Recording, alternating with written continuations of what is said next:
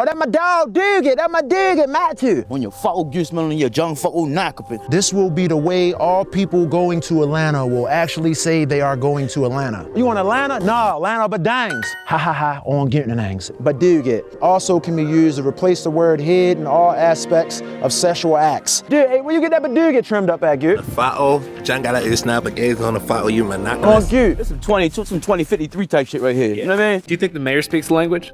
Definitely speaks to Goot. Yeah. Right now it's supposed to be the safest year in Baltimore history. Have y'all noticed a big change? Yeah, it has earned down a little bit, Goot. Yeah, so I don't think those guys are speaking English, but I think it's very important to shine a light on individuals who are trying to do good in their community and make a difference in their community. And I don't think enough people are talking about stories like these. So let's talk about it.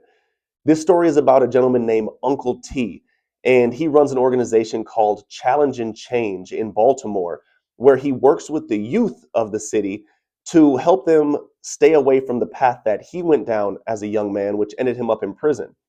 And it seems as though he's really making a difference. Check it out. One of the pillars that we teach here at Challenge and Change in our 3 rites of passage, the first one is identity. You know, of course, it's my son right here on the wall behind you. He got murdered in 2013 as a result of gang violence and all. He got caught up in the gangs. Me serving 25 years of my life in and out of prison, left him out here, which is happening throughout major cities. The fathers are going to prison, leaving their sons and daughters out here. And he happened to be one of the first funerals I ever preached in my life was my son. When the father's absent, like, so much stuff take place because he's the pillar of the home. So if he's not there, who's there? This is my son, Mac, and this baby Bitwell. They call him Bitley. You see what I mean? This is my son. He look just like me on the youth. They say he nice. I say he Duke Mackin', but that's what fathers do. They think he's great, and I think he got work to do. I love you, Duke. Go ahead, It's my boy's Bitley. That's what they call him. He earned his name.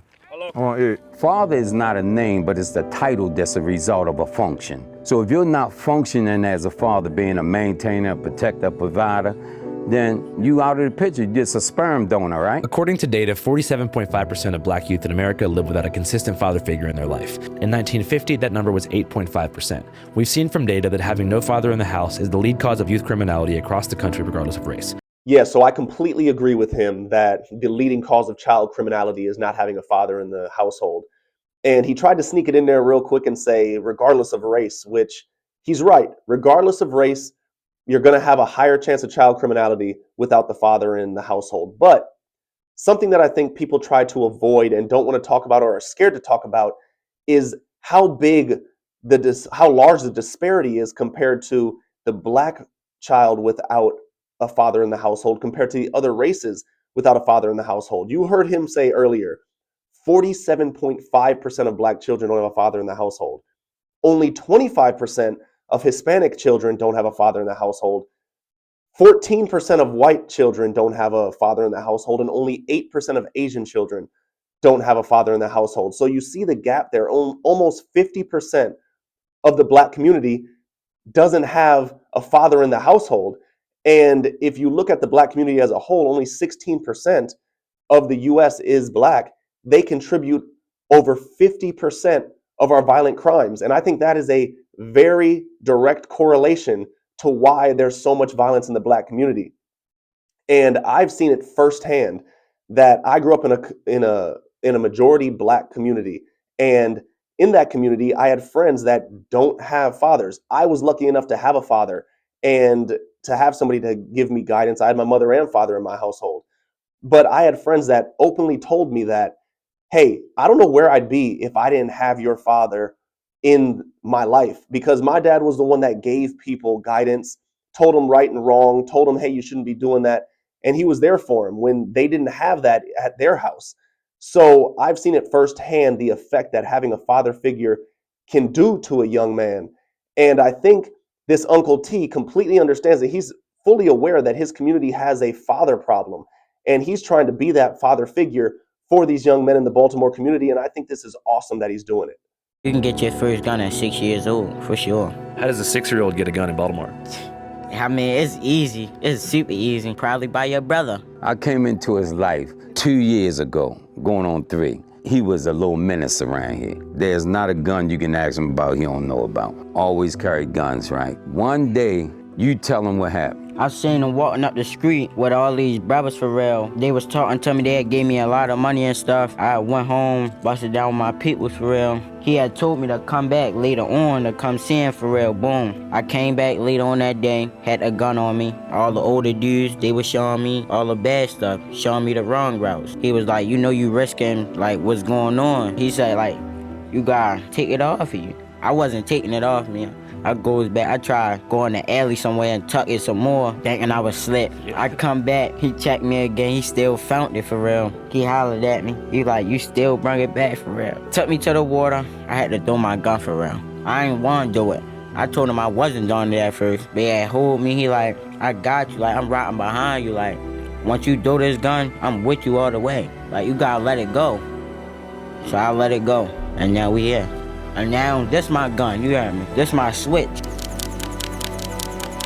And when I had a flash on there, it's definitely gonna blind you, like I'm telling you, like, boom, you heard me. On my free time, I go downtown and hustle. I be like, how y'all doing? I'm a young photographer, and I take pictures for $10 a piece. Would y'all like to support me? And I tell them that I got a deal for 5 for 25. That's a pretty good deal. I would do it. Yeah. Yeah, we'll hire you for a little photo shoot if you're down. Yeah, you hear that, and this kid probably would have been dead if it wasn't for Uncle T. Clearly, he said you can have a gun at 6 years old, which is insane to think that a kid that age would have a gun. But now he doesn't have a father at home. He only has his mother at home.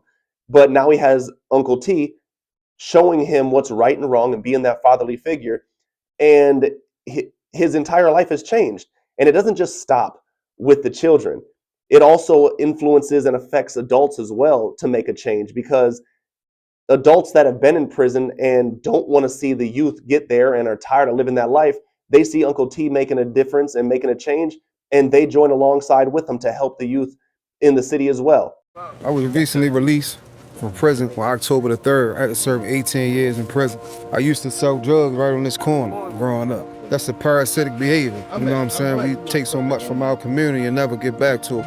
But you know, I turned my life around while I was in prison. Come over here and assist Uncle T in whatever way that I can, dealing with the youth on this side of town as well. Yeah. Because I feel like it's imperative that I come over and try to fix a community that I tore down growing up.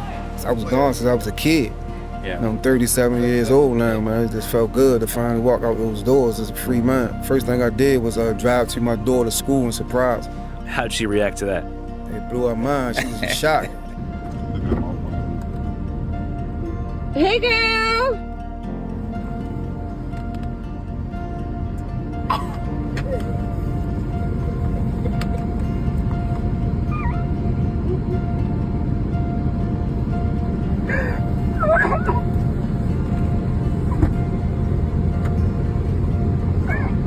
Yeah, so you see that, and these men, such as Uncle T and the other men, are people who made mistakes, have been to the lowest of lows. They were the ones helping raise those statistics of fatherless homes and violence in the community. And they realized what they were doing was not benefiting anyone. It was only damaging themselves and their community. They took responsibility for what they've done, and they're taking those true life lessons and pouring it into the next generation and the youth of the community so that the youth doesn't make the same mistakes. And it's amazing to see people do this and truly make a difference in their community. You saw the guy at the end of the video talking about he just served 18 years in prison. And the first thing he did was go and see his daughter, and his daughter's crying, giving him a hug that she finally gets to hug her dad.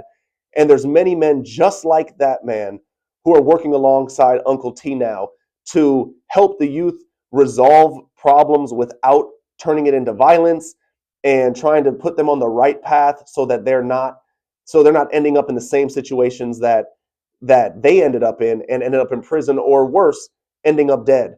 So I have so much respect for these men, and it seems like the organization Challenge and Change that Uncle T got up and running has truly made a difference in Baltimore, and I hope it just continues to thrive for years to come. But that's all I got for you guys today. Let me know what you guys think down in the comments section. Make sure you like, share, and subscribe to the channel. I'll see you on the next one.